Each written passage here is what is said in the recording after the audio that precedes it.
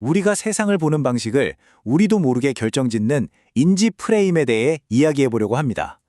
이 보이지 않는 설계도가 대체 어떻게 우리의 생각과 판단을 조종하는지 지금부터 그 원리를 한번 파헤쳐 보죠. 정치나 사회 문제에 대해 이야기하다 보면 이런 말 한 번쯤은 듣거나 해보셨을 거예요.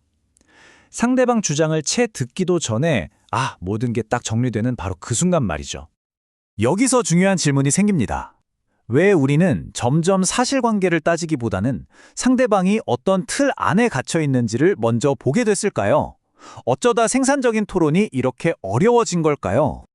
자, 먼저 대화가 딱 막혀버리는 그 순간, 그러니까 프레임을 인식할 때 우리 머릿속에서 무슨 일이 일어나는지부터 한번 살펴보겠습니다.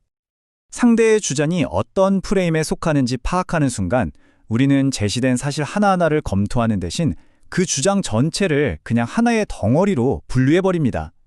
이건 사실을 판단했다기보단 생각의 스위치를 꺼버리는 일종의 판단 종류에 가깝습니다.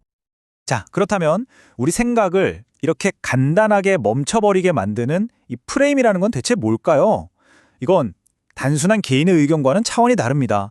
훨씬 더 근본적인 장치에 가깝죠. 프레임의 본질은 이겁니다. 어떤 사건이나 정보를 마주하기도 전에 그걸 어떻게 받아들여야 할지 미리 정해놓은 아주 강력한 사고의 틀이라는 거죠. 이 프레임이 작동하는 방식, 이게 정말 흥미로운데요.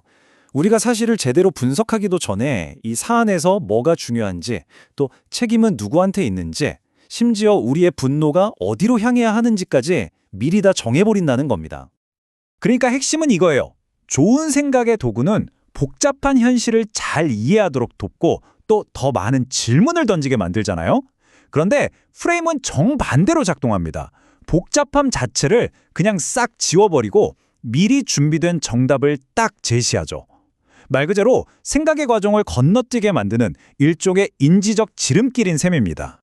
아니 근데 왜 우리 뇌는 이렇게 생각하는 과정을 생략해버리는 프레임에 그렇게 쉽게 끌리는 걸까요? 그 심리적인 이유를 한번 들여다보겠습니다. 사실 그 이유는 꽤 간단합니다. 인간의 뇌는 본능적으로 복잡하고 모호한 상황을 싫어하거든요. 에너지를 아끼려는 본능이죠. 프레임은 바로 이런 뇌의 요구에 완벽하게 부응합니다. 아주 깔끔하고 단순한 세상을 제공해 주니까요.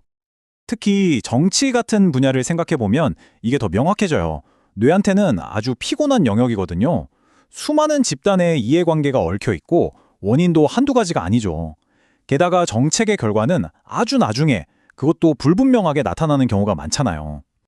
바로 이런 지점에서 프레임이 아주 강력한 힘을 발휘하는 겁니다. 모든 복잡한 배경은 싹 무시하고 이건 저쪽 탓이다. 혹은 이건 그냥 개인의 문제일 뿐이다. 와 같이 단 하나의 명쾌한 답을 던져주죠. 그러면 뇌는 안도감을 느끼고 더 이상의 판단을 멈춰버립니다. 자, 이렇게 우리 뇌에 편안함과 안도감을 주는 프레임, 이게 우리 사회 전체에는 과연 어떤 결과를 가져올까요? 정말 똑같은 사건을 두고도 어떤 프레임을 적용하느냐에 따라서 전혀 다른 이야기가 만들어집니다. 예를 들어 볼까요? 어떤 프레임 안에서는 이게 그냥 한 개인의 일탈 행위로 결론이 나지만 또 다른 프레임으로 보면 이건 사회 시스템이 만들어낸 필연적인 결과로 해석될 수도 있는 거죠. 그리고 프레임의 가장 중요한 사회적 기능 중 하나가 바로 이 구도를 만드는 겁니다. 우리와 그들을 나누는 거죠. 우리 편은 정상이고 상식적인데 상대편은 비정상이고 몰상식한 존재로 규정해버립니다. 이 순간 생산적인 논쟁은 사라지고 적대감만 남게 되는 겁니다. 결국 프레임의 가장 중요한 기능은 질문을 제거하는 거라고 볼 수 있습니다. 왜 이런 일이 일어났을까? 혹시 다른 가능성은 없을까? 같은 의심과 비판적인 질문들, 이런 것들이 사라진 자리에 의심할 여지 없는 확신만이 남게 되는 거죠. 그리고 그 확신은 우리에게 아주 달콤한 심리적 안정감을 줍니다. 그럼 이 확신은 어떻게 점점 더 단단해질까요? 먼저 나와 같은 프레임을 가진 기사들을 반복해서 보게 됩니다. 그리고 유튜브나 소셜미디어에서 비슷한 논조의 양상들을 계속 접하게 되죠. 마지막으로 나와 생각이 똑같은 사람들의 댓글을 보면서 내 생각이 맞구나 하는 사회적 증거를 확인하고 내 믿음은 이제 흔들리지 않는 확신이 됩니다. 이렇게 강화의 고리가 몇 번 반복되고 나면 이 프레임은 더 이상 하나의 해석이나 의견으로 느껴지지가 않습니다. 마치 논쟁의 여지가 없는 객관적인 사실 그 자체처럼 인식되기 시작하는 거죠. 자, 그렇다면 이렇게나 강력한 프레임에 저항할 방법은 정말 없는 걸까요? 다행히 이 거대한 영향력에서 벗어날 수 있는 아주 중요한 도구가 하나 있습니다. 그 도구를 사용하기 전에 먼저 이것을 기억해야 합니다. 프레임은 우리가 세상을 보는 창문과도 같아요. 창문을 통해서 밖을 보기는 쉽지만 정작 그 창문 자체를 인식하기는 어렵죠. 그래서 사실 가장 위험한 상태는 자신에게 아무런 프레임이 없다고, 나는 세상을 있는 그대로 객관적으로 보고 있다고 믿는 겁니다.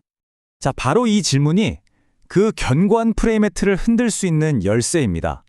어떤 주장을 접했을 때 즉각적으로 동의하거나 분노하기 전에 딱 한 걸음만 물러서서 이렇게 질문해 보는 겁니다. 이러한 해석이 궁극적으로 누구의 이익에 부합하는가? 이 질문을 던지는 바로 그 순간 자동으로 작동하던 분노와 판단의 회로에 잠시 틈이 생깁니다. 그리고 바로 그 판단이 유예된 짧은 순간이야말로 멈춰버렸던 우리의 생각이 다시 시작될 수 있는 가장 결정적인 지점입니다. 지금 당신의 생각은 어떤 창문을 통해 세상을 바라보고 있습니까?